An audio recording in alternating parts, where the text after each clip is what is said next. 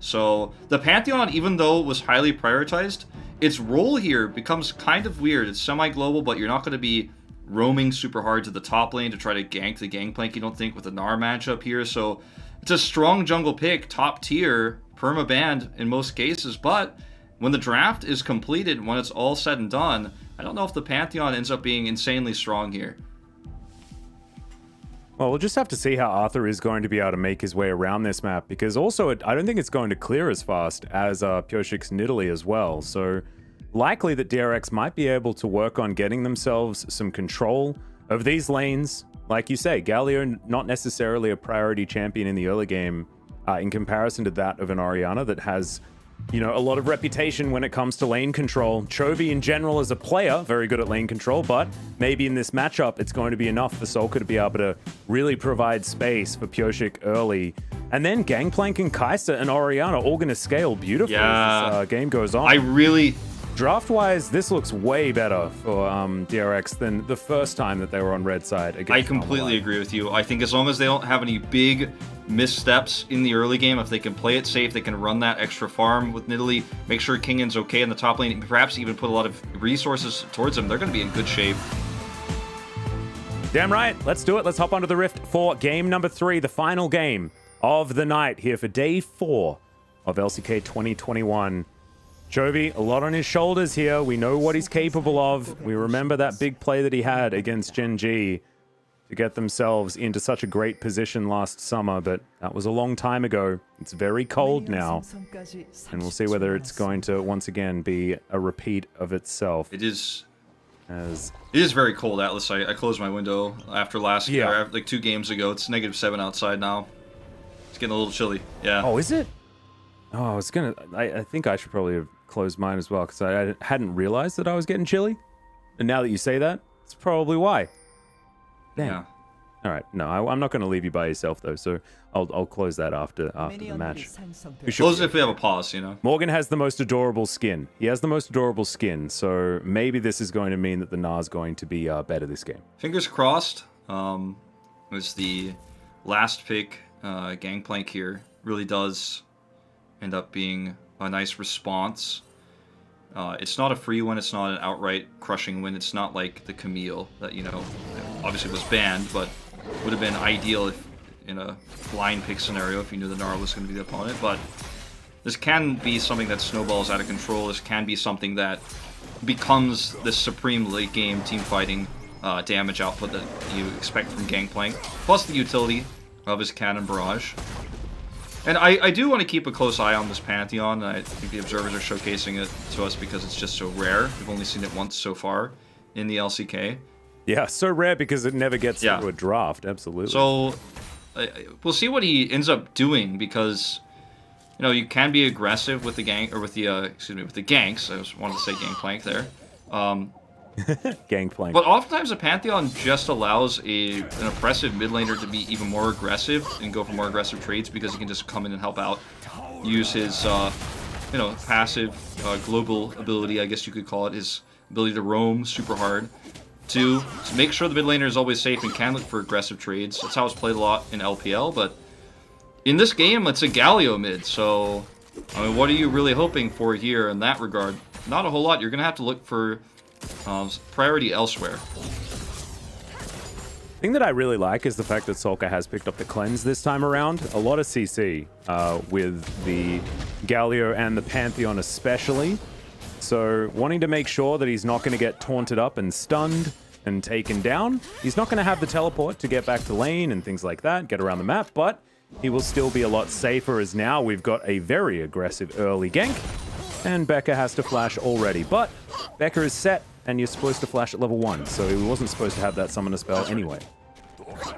Meanwhile, this top matchup is going towards the worst case scenario style, unfortunately for Morgan. Yeah. Got subbed in for this.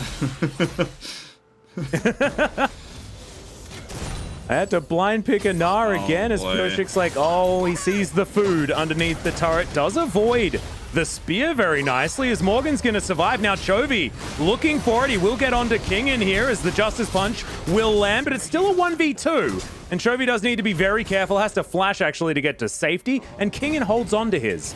So maybe a little bit of an overstep there from Chovy's Galio, as that face breaker is beautiful. But once again, the Pantheon's coming down. Def trying to stay alive, but he's not going to be able to. Stun comes in, they trade 1 for 1, but that is not what Harmalife wanted. The first blood, gold, going over here, unfortunately, to Becca, but still, the assist gold going to go over to Bao.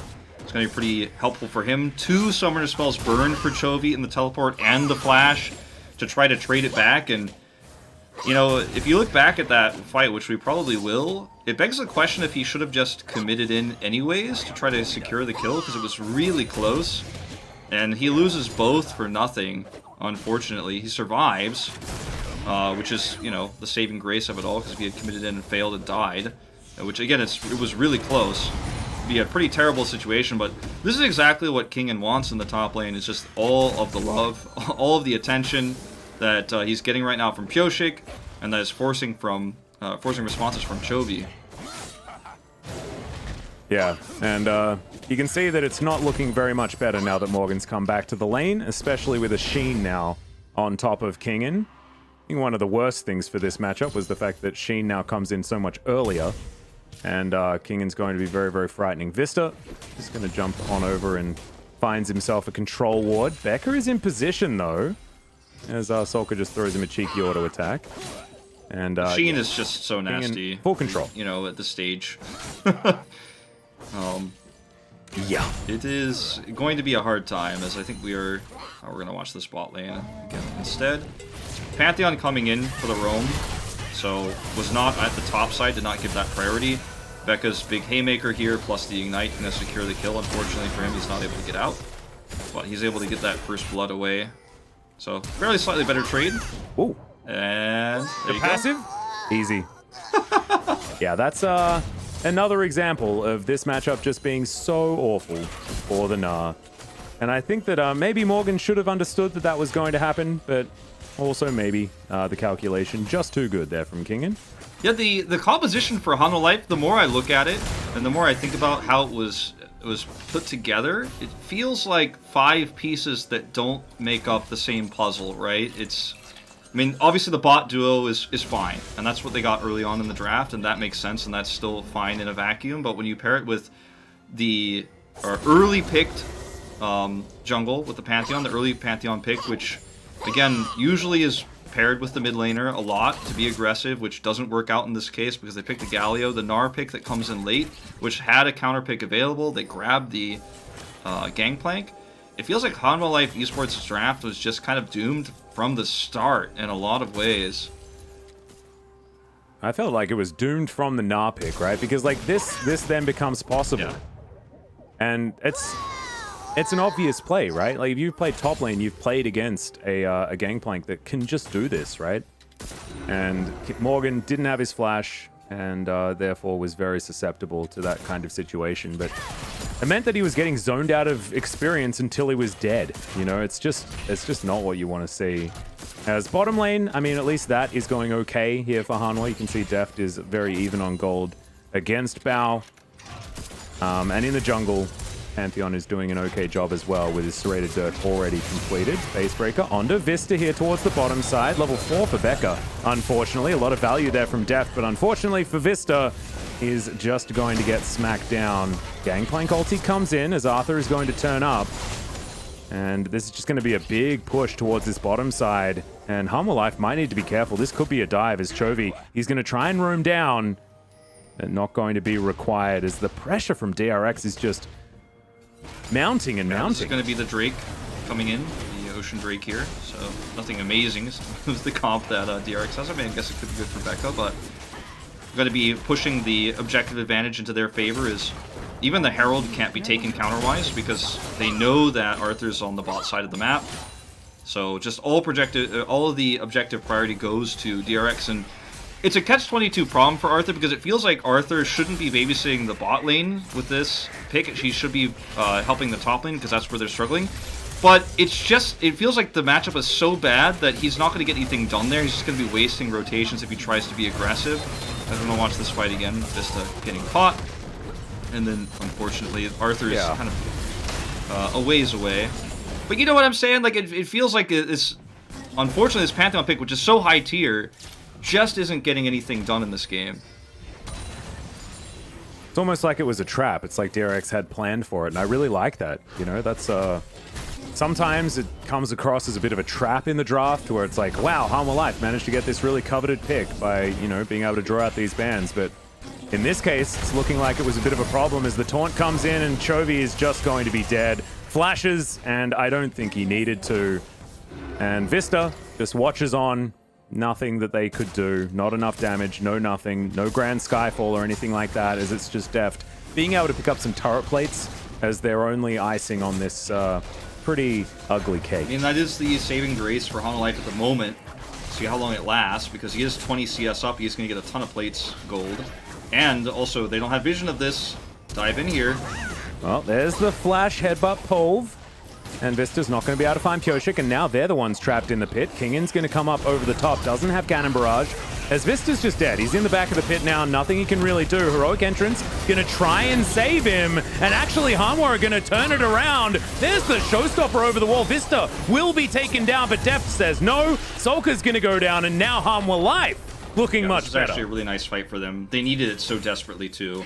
I like that they doubled down on it instead of just walking away and leaving Vista to his own devices after he did flash in aggressively. So it ends up being a pretty good turnaround. So we're going to go back a little bit further and watch this pick onto Chovy with Shock Blast, or Shockwave, excuse me. And Vista, unfortunately, just nothing he can do there. But this gets really interesting. Yeah. They aggressively blast in. Vista goes into the pit super hard, super early, super fast, and Pyosik is able to escape. And then as we fast forward, Vista looks like he's in a really terrible spot, but look at Arthur come forward. You see Chovy engage in as well. Big punch, and then Vista is like, he looks like he's trying to get more to help Deft out there, but he does end up dying. But at the end of the day, they're able to get the Rift Herald, and they're able to win their first team fight here pretty handily. Yeah, I really liked it. Timing was good too. It was right when Arthur's Eclipse was just completed. And as you can see, it's going to pull the gold all the way back to basically even. Under 1,000 here at 11 minutes. Ain't bad whatsoever. So Chovy coming in with the heroic entrance was absolutely well named in this particular moment. And that may have saved his laning experience, as well as he's actually ahead by 1 as the lane is going to reset. So Chovy just manages to find farm, even in the worst of situations. Not bad at all, as Arthur has actually got the most gold in the game thus far. 3-0-1, really reaping the benefits of that last fight. As, okay, we've got a big gank coming in, but both of the supports are going to be here. There's the headbutt. Bit of a trade of positions as Grand Skyfall comes down. Becker is going to be going, but Vista, very close to death as well, will survive this time around. Yeah. That's pretty aggressive there from Harmful Life Esports. Ends up working out really well. Becca picked because of his positioning, and you know, you could see that when this comp works together around the Pantheon, things work really well for Harmful Life Esports in terms of the roaming game. And we're finally starting to see that actually come into effect as lanes have opened up a little bit, because it's not just safe bot lane, safe mid lane, and top lane is terrible. Now that they've won team fight, they can get another pick. They can try to push for this Rift Herald to strike twice. Not going to happen, I don't think, but close. And you can see how well Harmful Life Esports' comp can fight in skirmishes, and how well they can fight, for example, inside of the Rift Herald pit, where you could see big ults from Chovy, big taunts, and some kind of wombo combos. I feel like the late game, though, definitely DRX favored still. We have to keep restating that. Yeah, that's true. And I mean, as far as circles on the ground are concerned, Harmful Life in that fight had theirs, right? There was no cannon barrage, and that's why it was so difficult. As we're going to check this one out once again, Vista going for the big play. A bit of a positional change there, as Grand Skyfall really was what allowed this to happen, as Bao just could not join the fight. Nice little Hex Flash over the wall there from Vista, is, you know, making the plays happen where he can. He's been a little bit up and down this series. Yes, I would say so. But I like that he keeps making plays. You know, sometimes, you know, you can have a few fails and then you're like, well, I'm just not going to do anything. Which is, I guess, how a lot of people have experienced solo queue. But Vista, he's like, nah, man, I'm going in. You guys can follow if you want, but this is what I'm doing. They are able to grab themselves a Drake. Harmor Life Esports now with an opportunity to grab themselves 3 Mountains. DRX as well. But the Infernal definitely going to feel really good. But Kingen is also feeling very good on this gangplank. Yeah. Taking down the turret by himself as Pyoshik sort of set this one up and let it go. Building. We'll see whether Kingen can hard carry, much like Khan did. The Essence Reaver first, it's completed. He's got his steel cap boots. Been very comfortable at this stage in the game to... I mean, all that Nara's got is the axe, right? Which is going to be nice in this particular moment, but you can see that's the most hopeful trade he can get, you know, in an isolated situation. Yeah. Yeah, not feeling super fantastic as the Gnar, but he'll still be able to get those team fights, the Gnar team fights that we know exist, even if they've been very difficult to come by here in the LCK. Yeah. The possibility that Morgan can come back as Chovy, he wants to start this one off himself. Deft in amongst it, looking for that first kill. He does get the S rank, 3-man shockwave though. Haymaker's good, but not enough damage to follow up. And Harmor Life are going to back away.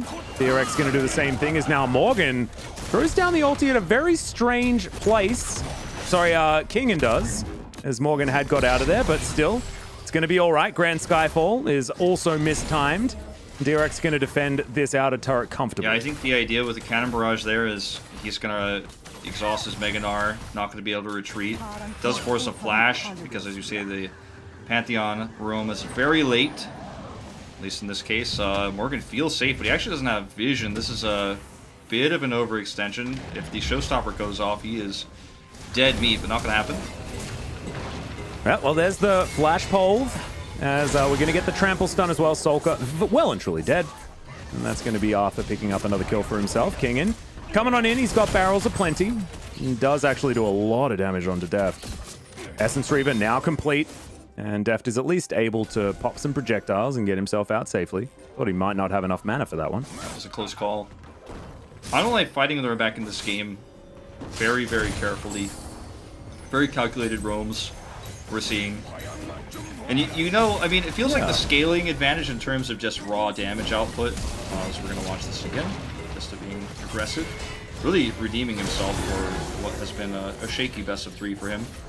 But it feels like the late game scaling in terms of damage output with the Kaisa, with you obviously having Shockwave and the Orianna damage plus Gangplank late game, feels really good for DRX. But the way the team fights work CC-wise, engage, initiation, and objective fights around that, it feels like Hanolife has their own set of advantages too. So there's not a black and white game where one team has to get ahead early or they just simply can't win late game. This game and the scaling that's happening, the gold advantage, is going to matter all the way through. And luckily for both teams, it is very close. So this is still a game where anything can happen. Oh yeah, and I think now that we've got to well and truly into the mid game, it's going to be about how these Harmor Life globals are going to work out, or semi-globals, I guess I should say, in comparison to what Kingen's able to offer with his cannon barrage. As Vista walks into a spear head-on, he's no coward, that's for sure.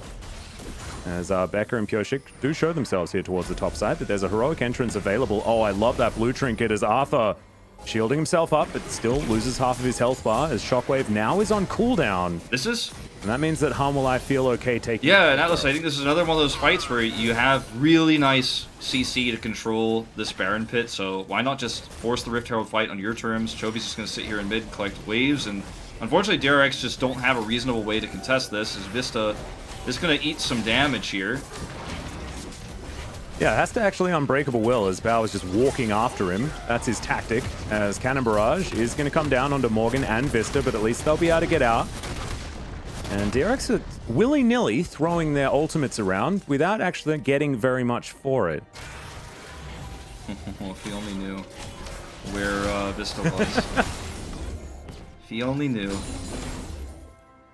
Well, Vista is going to survive this time. Only died twice this game. Wolf, I think Vista's turning it around. 6 assists, you know.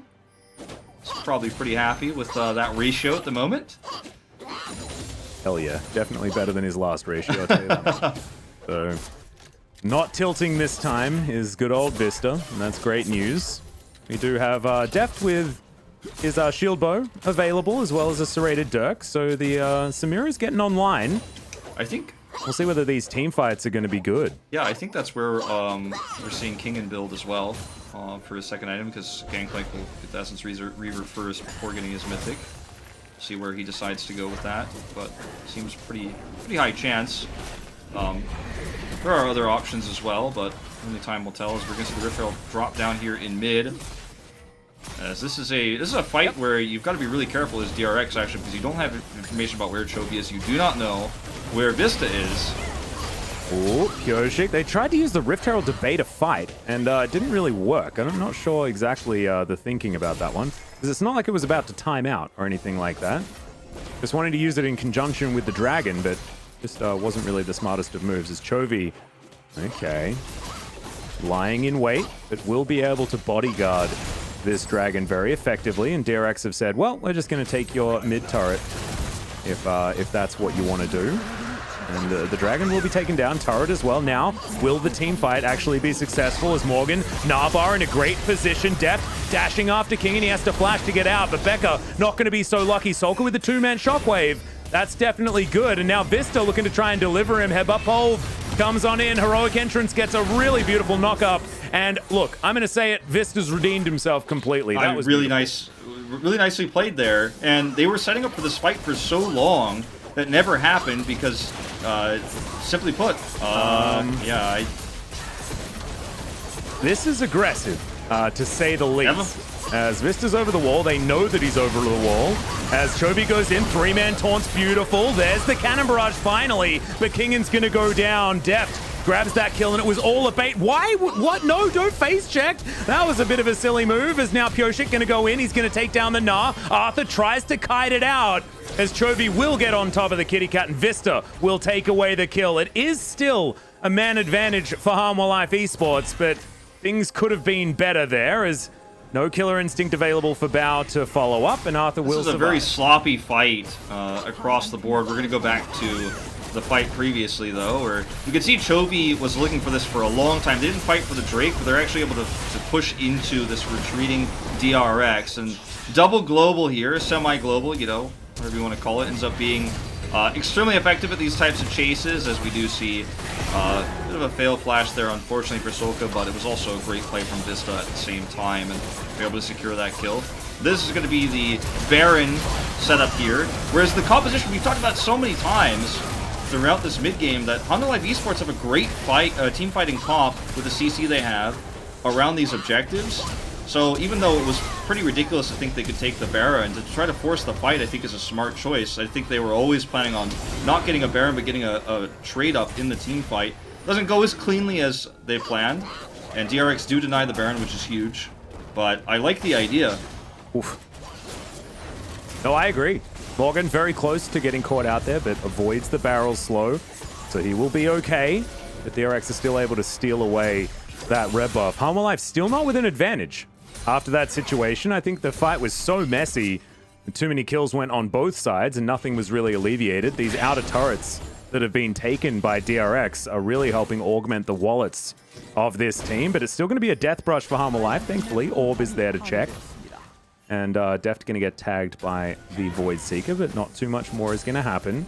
Chovy side laning, they're trying to play this 1-3-1 right now because of the fact that Chovy can obviously engage semi-global from far away. He does just that. Speaking of which, yeah, two-man shockwave does come in. Facebreaker down as well, as Becca looking to get in position, decides to go for the Constellation Cow, as Morgan able to get in there, get on top of everything, and he has the Narvar in perfect position. Kingen, not so lucky. The Gangplank, not sure what you were doing there, buddy, but in amongst a billion Harmwell Life members is not exactly the best place, as they do trade one. Yeah, I was literally what I was gonna say is, like, that was a bit of a weird way to flank around and engage there, almost just pushing his face into the team of Harmwell Life, and does go down, and he needs to survive.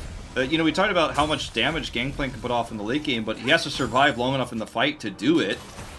He did go for that Immortal Shield Bow I was talking about earlier, but that is not enough to guarantee you just a walk-in, as we're going to watch this fight again. It was actually beautifully played from Becca, as he comes over here, has a great Facebreaker, turns things around, looks for the Showstopper on the Vista, so he can look for the pick, and then meanwhile, Kingen is like, I have Immortal Shield Bow, that means I'm immortal, right?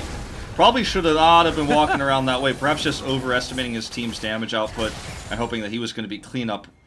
Did not happen that way.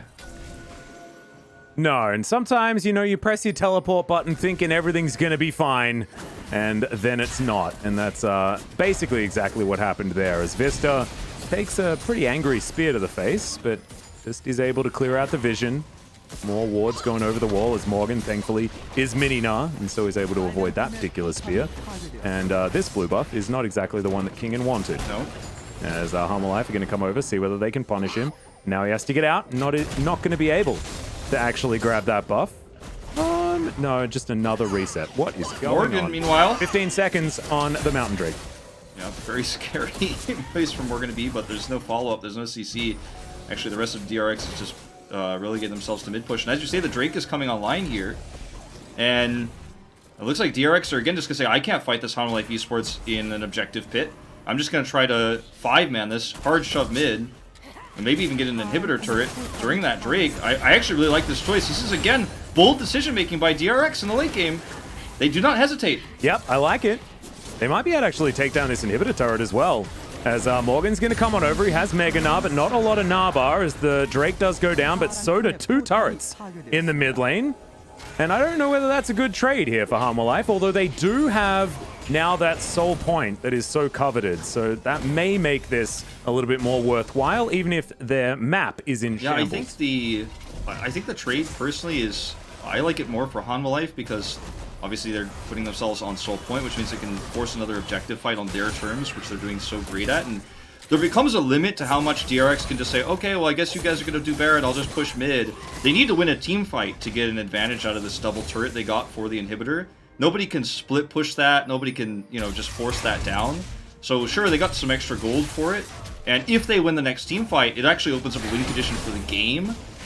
But that feels like it's a bridge too far right now because you're just allowing Hanwha Life to continue to have this objective lead. And Chovy is being sneaky. We know how much he loves his flank taunts. They don't know where he is.